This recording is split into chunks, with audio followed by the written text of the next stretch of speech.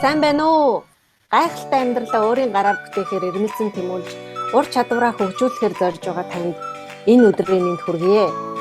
Тантай Английн Лондон хотоос Их Британий хамгийн их ихтгэл хүлээсэн бизнес удирдах шагналын эзэн, амьдралын болон бизнесийн дасгалжуулагч Моника Батсүх, миний бие Яма, би бизнес эрхлэгч entrepreneur хүн байгаа.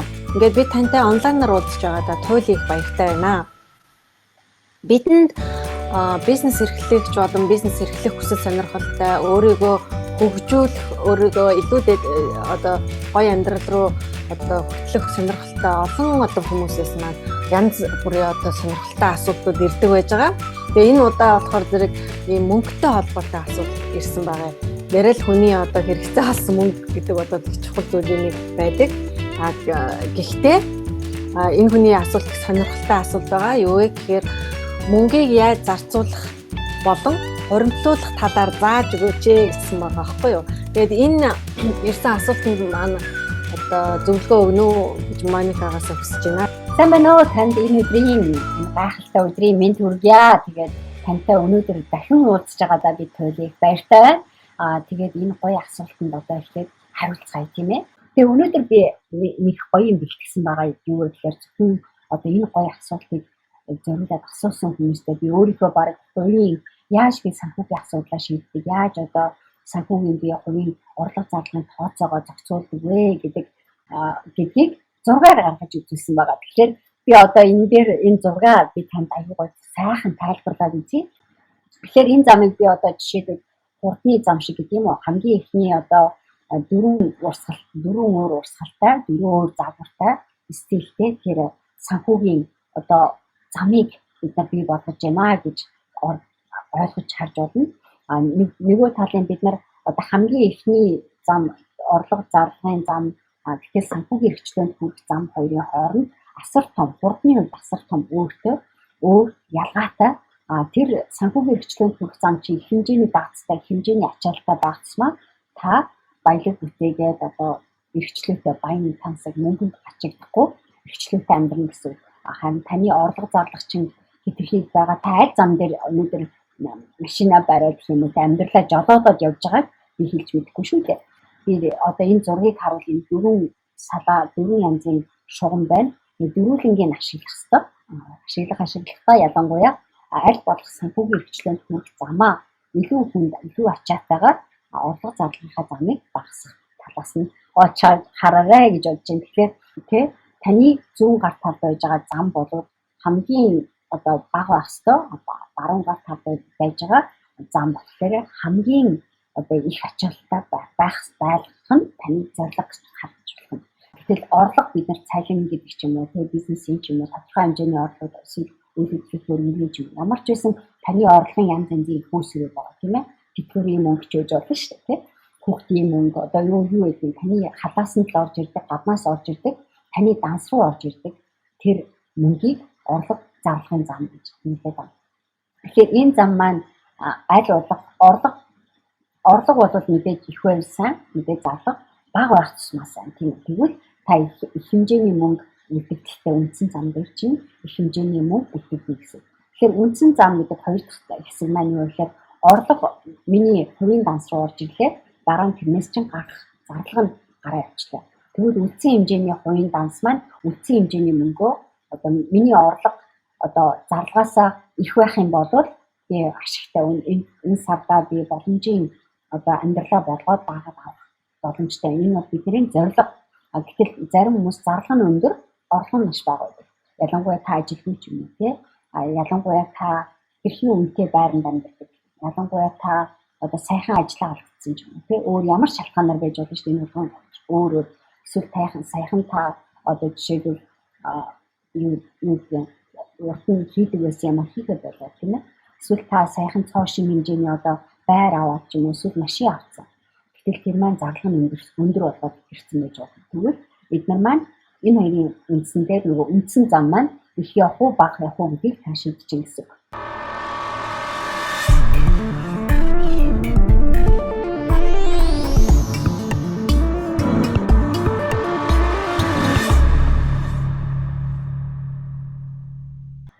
Тэгэхээр үндсэн энэ хувийн данс маань орлого нь өндөр байгаа зарлан байх багснаа үлдэгдэх боломжийн мөнгө гарах ёстой. Тэгээд энэ мөнгийг би гаргахтаа ямар зорилгоор миний зүгээс бол би энэ үлдэгдэх мөнгийг гаргахын тулд зарлага бага болгохыг нөлөөлчихөйдэг. Хоёрдугаар би зарлага гаргахаас өмнө эхлээд баялаг бүтээх зам руугаа мөнгө хуваарлах хичээдэг. Тэгэхээр энэ хэмжээний баялаг бүтээх зам руугаа мөнгө хуваарлах гэдэг бол яадаг вэ гэхээр өнөөдөр би хэдийн хэмжээний мөнгө олж ийн үгүй юу гэдгээс шалтгааллахгүйгээр ямар ч байсан миний хийх ёстой юмны үүрэг хариуцлагын нэг бол баялаг бүтээх зам руугаа хөрөнгө оруулалтын ч юм уу хадгаламжийн багцнууд нээж хуваарлаж өгнө гэсэн. Тэгэхээр баялаг бүтээх замны талаар би нэг гоё нэг видео хийсэн. Таныг мөнгөтэй болох санхүүгийн эрхчлөөнд хүрэх 3 сав гэдэг арга зам гэж ихэд хүүхэд нөлөөлдөг тийм. Энэ 3 савны талаар таныг мөнгөтэй болох 3 сав гэж ихэд нэг гоё видео хийсэн байгаа. Тэр видеог энд байж байгаа линкээр орж үзээрэй. Тэгээд уртанд хэд ярьжсэн болохоор батгах хэрэггүй бах. Ялангуяа энэ 3 савны талаар би айгуугаа дэлгэрэнгүй бичлэг хийжсэн. Тэгэхээр энэ 3 сав нэгдүгээр хөрөнгө оруулах сав гэж нэг юм байгаа. Хөрөнгө оруулах сав гэдэг бол таныг энэ төрлийн хөрөнгө гэдэг юм уу, эсвэл хувьцаа, валютын хөрөнгө оруулалт гэдэг юм уу, эсвэл бизнесийн хөрөнгө оруулалт гэдэг юм уу, ийм хэмжээний юмд дараа ашиглахад зориулж та өөрийн гэсэн хадгаламжийн дансыг юм уу, хадгаламжийн бас нэг хөөрхөн өөрийн гэсэн савыг та бүтээх хэрэгтэй байна. За хоёрдугаар таны баялаг бүтээх юм маань юу гэхээр мөрөөдлийн сав байгаа. Энэ бол би ийм байртай болмоор энэ хэдэн жилийн дараа ийм тоолмоор ийм мөнгөтэй олчвол тийм ийм хэмжээний хувийн мөрөөдлийн үед эд хөрөнгө эсвэл сургалтын хүйс байж болно. Гэх жишээний энэ мөрөөдлийн сав гэдэг сав маань тодорхой хэмжээний таны мөрөөдлөөр дүүрэн тэр мөрөөдлийг бий болгоход шаардлагатай гэсэн мөнгөний хэмжээг хэлээд байгаа. Гуравдугаар баялаг бүтээх замын маань 3 дахь сав маань юу вэ гэхээр аюулгүй сав. Аюулгүй сав гэдгийг би ямар учиртай заавал аюулгүй сав байх ёстой вэ гэхээр энэ сав бол байнгын дүүрэн байх ёстой. Таны гар хүрэх ёсгүй савны нэг. Гэхдээ та энэ савыг заавал 3-аас 6 сарын таны амьдралын хэрэгцээг та гэр бүл өвдлөө гэж бодъё. Гэр бүл ажилгүй боллоо гэж бодъё тий. Та аюулгүй байдалд аюултай орон гэргүй болоод мөнгөгүй болоод бүр гудамжинд үсэрчхээс өмнө хэрэглэх гэсэн шаардлагатай гэсэн юм аа. Ямар ч гэсэн өөртөө хангалттай нэг 3-аас 6 сарын хооронд өөрийгөө ийм мөнгөтэй бол өөрийгөө ямар ч гэсэн болгочноо гэсэн хэмжээний дансны хэмжээг та гаргаж ирэх зоох хэрэгтэй. Тэгэхээр 3 сар жишээл таны сарын орлого чинь сая төгрөг байгаа. Таны хувийн амьдрал чинь 700 мянган төгрөг гэдэг бол та 700 мянган төгрөгөөр амьдрдаг бол тэрийг за 6 сар гэж бодоод үзээ 4 сая 200 төгрөгөөр аюулгүй саваа доор хайж тийм үү. Тэгэхээр таны сарын амьдралын зарлага чинь амьдралын хэрэглээ тийм ээ. Сая гаруй төгрөгийн хэрэглээнд багтдаг бол тэрийг зааж би 6 сая төгрөгөөр энэ аюулгүй саваа дүүргэн гэж бодох юм. Тэгэхээр аюулгүй савыг мөнгөтэй болгохын тулд сар болгон хувийн данснасаа тодорхой хэмжээний мөнгийг авч хийгээ. Санхүүгийн эрхчлөөнд хүрэх зам маань юугаар бий болох вэ? Таны өдөр тутмын хэдийн хэмжээний цалинтай та ажиллах хэмжээний мөнгөөр бий болдоггүй. Энэ ямар нэгэн байдлаар таны олсон мөнгө таны төлөө хөдөлмөрлөө таныг унтчих хооронд мөнгө хийгээд таныг завгүй байжсэн ч гэсэн танаас шалтгааллахгүйгээр мөнгө хийж авах үед та жинхэнэ өөрийгөө санхүүгийн эрхчлөөнд хүрчлээ гэж бодож байна. Тэгэхээр үйл хөдлөх хөрөнгө оруулалт гэдэг бол санхүүгийн эрхчлөөнд хүрэхэд маш их нөлөөтэй зөв санамын нэг гэдэг хөрөнгө оруулалт. Хөрөнгө оруулалтын жишээний юмнуудыг бид маш зөв судалтай хэр хэмжээний хөрөнгө оруулалтын талаар нэг хэрэгтэй би хэлж мэдэхгүй л дээ. Гэхдээ ер нь энэ чиглэлүүдээр миний ярьж хэлдэг зарим зөвлөмжүүд бас Монголд янз янзын болдог эсвэл бусад газруудад тийм ээ тагаад амьдардаг байж болно шүү дээ. Хэрэгцээтэй гэсэн хөрөнгө оруулалтын чиглэлийг сонголт зөв газар орчин нөхцөлтэй ялангуяа миний дуртай хөрөнгө оруулалтын хувьд үүдийг хөрөнгө байдаг.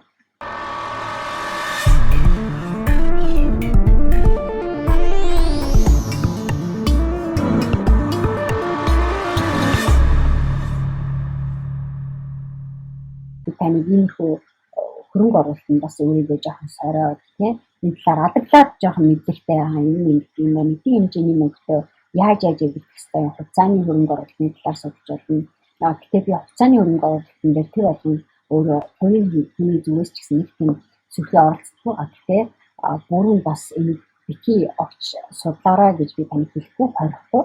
Гэхдээ би таныг маш боломжтой байгаасаа гэж хувийн зүгээс нь найдмаар байна.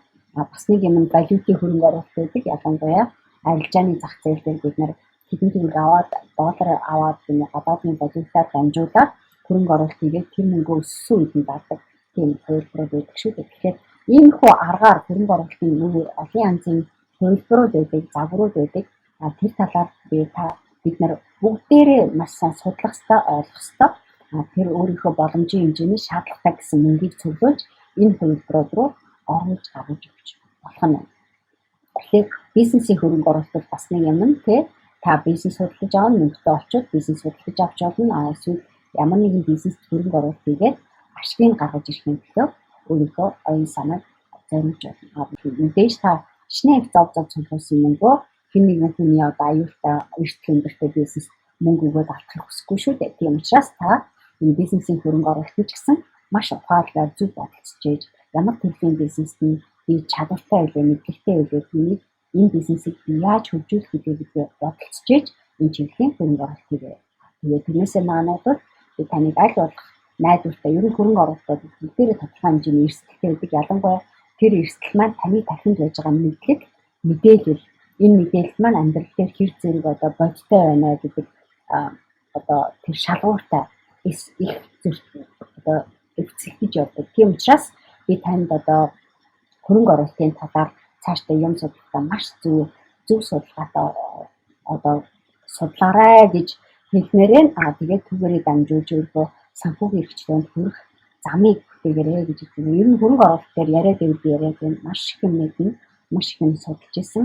Би өөрөө хувийнхаа зүгээс ч гэсэн ер нь хөрөнгө оруулалтанд аяг дуртай. Гэхдээ үүнийг би өнөөдөр мэдээж гаргаж өгөхгүй, юм хийж өгөхгүй. Зөвхөн надад тасалжуулах хийж байгаа ч юм уу, надад ажиллаж байгаа хүмүүс хувийн хөрөнгө оруулалтынхаа сонголтыг зөв алхмууд хийх.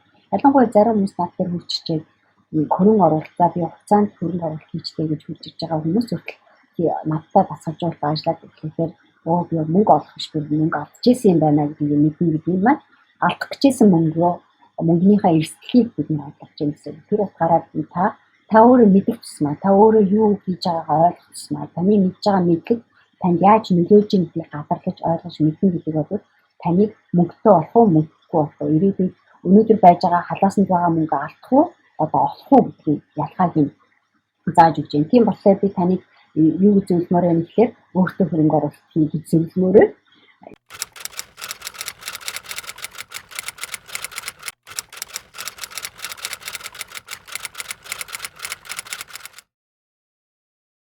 Өөртөө хөрөнгө оруулалт хийгээд өөрийнхөө оюун ухааныг цэвэрлэж чадж байгаа хүн ирээдүйд энэ мөнгөнийг яаж эргүүлэх вэ? Яаж би зохицуулах вэ? Ялангуяа хөрөнгө оруулах саваа цаашаа яаж баяжуулах вэ гэдэг талаар маш их юм суралцсан. Ялангуяа миний бизнес гэх хөтөлбөр бол бизнес хөрөнгө оруулалтын талаар асар хүчтэй, маш хүчтэй мэдээллийг зааж өгнө. Тэгэхээр тэр чиглэлүүд би таныг хөрөнгө оруулалт хийгээрэй гэж санал тавих байна. Тэгэхээр үүгээрээ дамжуулаад өнөөдрийн зөвлөгөөгөө ингээ өндөрлөе тийм ээ. За ингээд гайхалтай гоё зөвлөгөө өгсөн Моникада баярлалаа. Гэтэ би нэг юмыг нэмээд асуучмаар санагдлаа. Юу гэхээр Монголд ингээ хуримтлал үүсгэхийг хүсдэг хүмүүс бол олон байдаг. Гэхдээ юу гэмдэ авж байгаа цалин маань ч юм уу орж ирж байгаа орлого маань жоохон бага, зөвхөн л зардлаа нөхөх төдий, заримдаа зардалтаа хүрхгүй ч юм уу тийм ингээ байх нь бас элбэг тохиолддог. Тийм тохиолдолд яаж асуудлаа шийдвэрлэх зүгээр ах вэ? Би мөнгөний талаар би өөрөө ч гэсэн мөнгө хүний амьдрал ямар их өөр нөлөөтэй тий, ямар чухал асуудал вэ гэдгийг маш сайн мэддэг учраас би мөнгө ба миний үнцэн гэдэг номыг бүр чухалчлан байж гаргаж ирж бичсэн байгаа. Тэгээ энэ ном маань ялангуяа мөнгөний талаар ярихаасаа гадна бид нар өөрийгөө яаж үнэлж сурах ёстой, яаж орлогоо бид нар өсгөх ёстой юм тий, яаж үүнийгээ өнөөдөр байж байгаагаас илүү дараагийн түвшинд илүү сайхан амьдралыг санхүүгийн эрхчлөөнд хүрэхтэй мөнгө нь гачигдэж дутагдахгүйгээр тийм сайхан амьдралыг бий болох вэ гэж бүр тусгаалаад зориулаад бүр нэлээд олон удаа сэдвээр дахин давтан байж ярьдаг хэлдэг байгаа.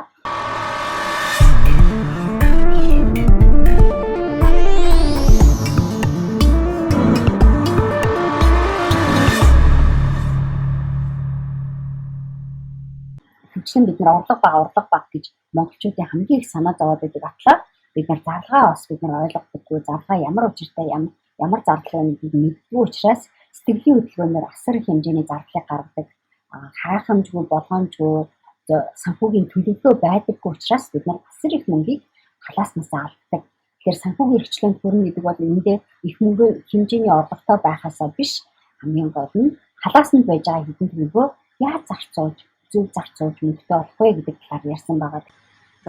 За үнэхээр баярлалаа. Та гайхалтай хүсэл мөрөөдөлтөд хүрэхийн тулд хичээж ажиллаарай. Бас энэ өгсөн гой зөвлөгөөнүүдийг ингээд хэрэгжүүлэх гэж хичээгээрэй. Зөвхөн энийг таалж чадна.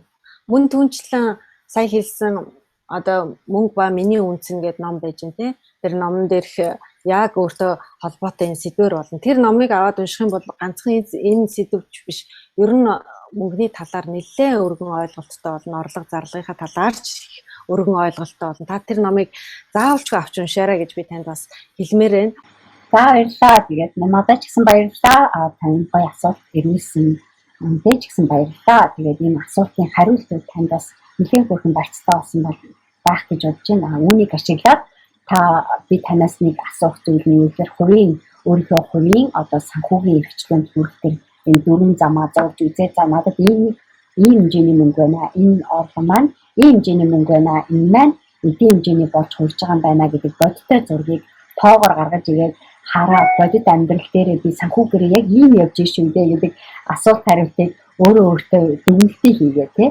За энэ чиглэлд би хүрэхийн тулд ингэж ажиллах хэрэгтэй байна гэдэг санаагаа та гаргаж ирээд стратеги болгон хэрэгжүүлээрэй гэж би таныг энэ видеогоор дамжуулж уриалмаар байна. Нэг бас боломжийн мөнгөтэй болоод боломжийн санхүүгийн чадвартай болоод үнэхээр амьдралаа залгах тэр эрч хүч эрх мэдлийг энэ мөнгөөр дамжуулж аваарай гэж бэлэгдмээр түүний төлөө бид нар одоо өнөөдрийнхөө онлайн уулзалтыг хийлээ шүү дээ. Ингээд бидний ярилцлага зөвлөгөө тань таалагдсан бол лайк дараад бусдаа шеэр хийгээрэй. Мөн monicabacuk.com одоо вебсайт руу ороод бидний хийсэн ярилцлага зөвлөгөөний мандаар өөрийнхөө санал сэтгэлийг бичиж үлдээгээрэй. Хэрвээ танд өшөө нэмэлтээр асуух зүйл байх юм бол чөлөөтэй асууж болно. Бид цаг гаргаад таны асуултанд хариулахад бол одоо татгалзаад авах ямар ч зүйл байхгүй байгаа. Ингээд email листийг бүртгүүлээд өнгөө зөвлөгөө авах одоо 7 хоног болгоно мэдээлэл авч байгаарай гэж танд хэлмээр байна. Ингээд танд амжилт хүсье, баярлалаа. Та мөнгийг хүснээрээ зохицуулж чаддаггүй? Эсвэл мөнгөнд байнга санаа зовж мөнгөний боол мэт амьдарч байна уу? Тэгвэл орлого зарлагаа хянаж, санхүүгийн эрх чөлөөнд хүрч, мөнгөнд санаа зовхгүй эрх чөлөөтэй 50 амны харгаа олгоход нь мөнгө ба миний үнцэн туслана. Та яг одоо monicabacuk.com вебсайт руу орж захиалаарай.